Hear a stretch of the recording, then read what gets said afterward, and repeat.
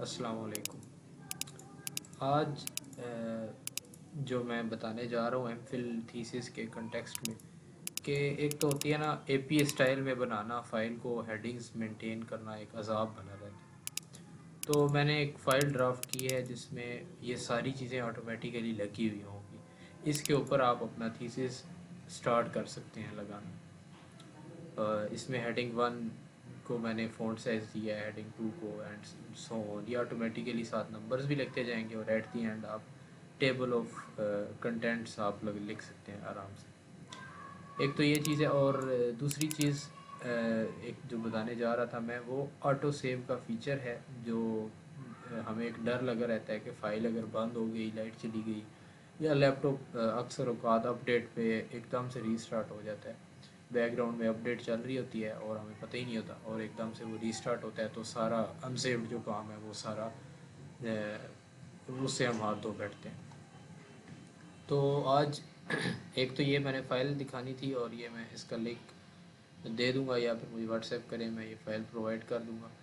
और साथ ये जो ऑटो सेव का फ़ीचर है वो कैसे ऑन करना है आपने और कैसे उस फाइल जो है मतलब जैसे ही लैपटॉप बंद हो जाता है या फिर अगर यूँ भी होता है कि हम लिख रहे होते हैं, अनसेव्ड काम होता है, हम सेव नहीं करते। यहाँ से फॉर एग्जांपल मैंने कुछ लिखा और जैसे ही मैं क्रॉस पे किया यहाँ पर मैं सेव नहीं करता, गलती से डोंट सेव दब जाता है। ठीक है, अगर ये बाय मिस्टेक भी दब जाता है तो इसका मतलब है मेरा ये सारा काम जो था वो सेव्ड ना रहा, जिसकी वजह से मुझे इससे भी हाथ धोने पड़ सकते हैं।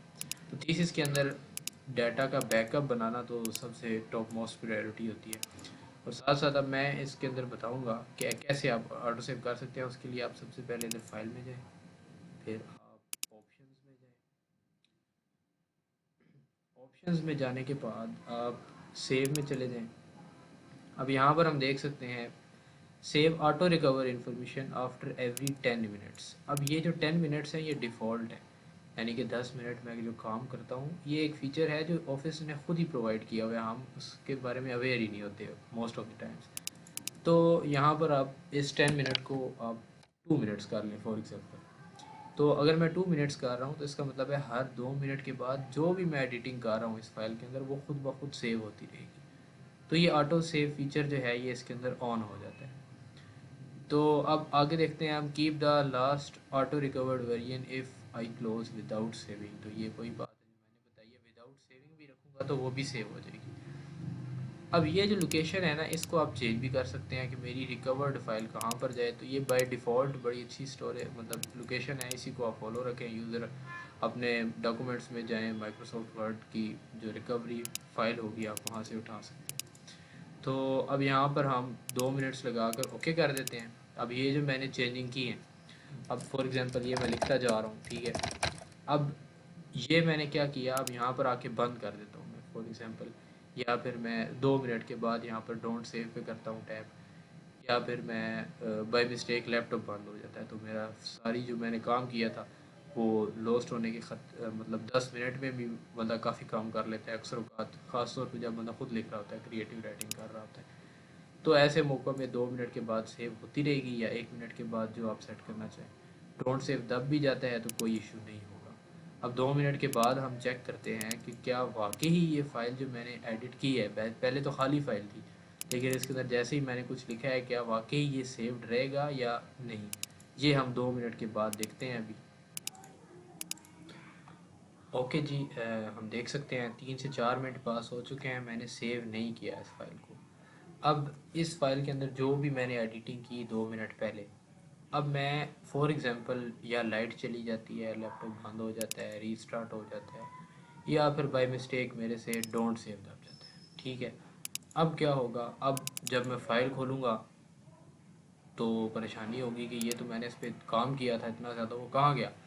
तो ऐसे के लिए ही, ऐसे मौके के लिए आप सिंपली उधर से जो मैंने बताई है वो सेटिंग करें और अपने कहीं भी जा करना कोई भी फ़ोल्डर खोल के यहाँ पर वो एड्रेस जो मैंने आपके सामने कॉपी किया था, इस एड्रेस के ऊपर जो डिफ़ॉल्ट एड्रेस है जहाँ पर आपकी रिकवर्ड फाइल पड़ी होती है, आप यहाँ पर पेस्ट करके इंटर दबा दें तो ये चीज़ आपको इस जगह पर ले आएगी। अब यहाँ से भी आप ये देखें, ए पी ए फॉर्मेट ये परसेंटेजेस में लिखा रहा है, ये कैश फाइल होती है एक्चुअली। तो इसको जब हम ओपन करते हैं तो यहाँ पर ये रही जी वो फाइल, वो जो शॉर्टकट खुद ब खुद बन गया था, तो यहाँ पर ये हमें रिकवर्ड फाइल की तरफ ले आता है। एक सेकंड, इसको हम ड्रैग करें इसके ऊपर, तो ये आ गया जी।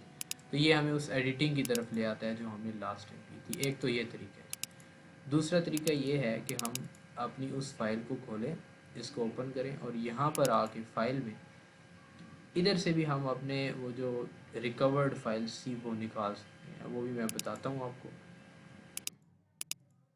अच्छा जी, तो आपने सबसे पहले वही फ़ाइल ओपन करनी है। एक तरीका तो मैंने बता दिया, आप ख़ुद उस लोकेशन पर जाके फ़ाइल निकाल लें। दूसरा तरीका जो उससे भी आसान है, आप फाइल में जाएं, ठीक है, और इसके बाद आप यहाँ पर ओपन पे चले जाएं और ये लिखा हुआ है रिकवर अनसेव डॉक्यूमेंट्स। इधर हम टैप करते हैं तो ये हमें अनसेव डॉक्यूमेंट्स बता देती है। अब मैं यहाँ पर वो लोकेशन लगा के इंटर करता हूँ तो ये APA फॉर्मेट, ये वाली मेरी फ़ाइल थी जी। तो यहाँ पर हम सेलेक्ट करके सिंपली इसको ओपन कर देते हैं AST फाइल को, तो ये हमारे पास आ जाती है जी। अब हम कंपैरिजन करना चाहें या रीस्टोर करना चाहें तो ये हमारे से यहाँ पर रीस्टोर हो जाता है जी। ये हमने एडिटिंग की जी, तो ये देखें जी, ये हो गया। तो यहाँ पर ये रीस्टोर हो जाती है। अब इसको हम दोबारा उस फाइल में पुट कर लें या इसी को हम एज इट इज़